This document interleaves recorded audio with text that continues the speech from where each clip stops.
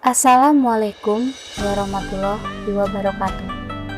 Selamat sejahtera bagi kita semua. Perkenalkan, nama saya Dewi Indasari, NPM 1971-1017, Program Studi D3 Produksi Tanaman Pangan, Politeknik Negeri Lampung. Kali ini saya akan membahas tentang pengamatan penanaman secara tumpang sari dan secara monokultur dalam mata kuliah pengendalian hama terpadu. Di sini saya akan membahas beberapa materi, yaitu yang pertama, pola tanam secara tumpang sari beserta hama dan musuh alaminya. Yang kedua, pola tanam monokultur beserta hama dan musuh alaminya. Dan yang ketiga, perbandingan dari tumpang sari dan tanaman monokultur.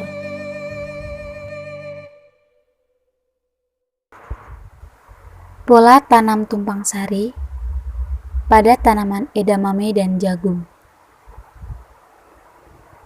Tumpang sari adalah suatu bentuk tanaman campuran polikultur berupa pelibatan dua jenis atau lebih tanaman pada suatu area lahan tanam dalam waktu yang bersamaan atau tidak bersamaan.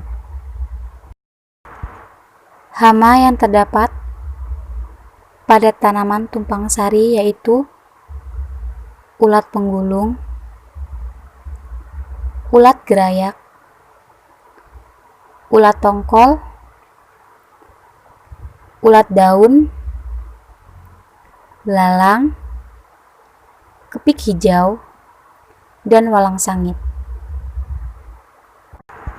Musuh alami pada tanaman tumpang sari yaitu kumbang bulan, semut hitam, dan kumbang koksi.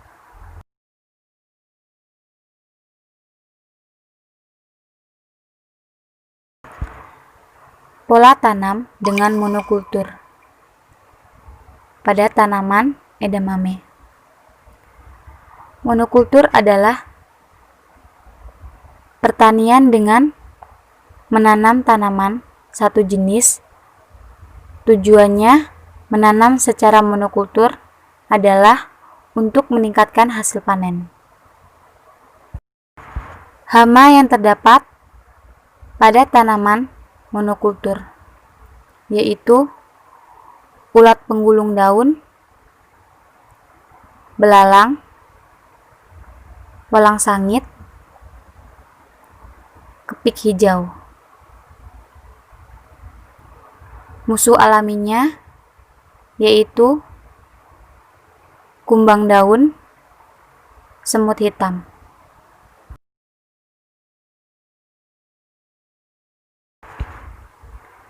Perbandingan antara pola tanam tumpang sari dengan monokultur antara lain yaitu 1. Untuk pola tanam tumpang sari akan terjadi peningkatan efisiensi seperti tenaga kerja, pemanfaatan lahan maupun penyerapan sinar matahari. Sedangkan monokultur tidak terjadi peningkatan efisiensi. Yang kedua, pola tanam tumpang sari populasi tanamannya sangat berbeda, dapat diatur sesuai yang dikehendaki. Sedangkan monokultur tidak dapat mengatur populasi karena hanya satu jenis. Yang ketiga, pola tanam tumpang sari dalam suatu areal produksi lebih dari satu komoditi, sedangkan monokultur hanya memproduksi satu komoditi. Yang keempat, pola tanam tumpang sari tetap mempunyai peluang mendapat hasil manakala suatu jenis tanaman yang diusahakan gagal. Sedangkan monokultur tidak ada peluang bila satu jenis tanaman yang diusahakan gagal. Yang kelima, pola tanam tumpang sari. Kombinasi beberapa jenis tanaman dapat menciptakan stabilitas biologis, sehingga dapat menekan serangan hama dan penyakit, serta mempertahankan kelestarian sumber daya lahan dalam hal kesuburan tanah. Sedangkan monokultur tidak dapat menciptakan stabilitas biologis dan tidak dapat mempertahankan kesuburan tanah.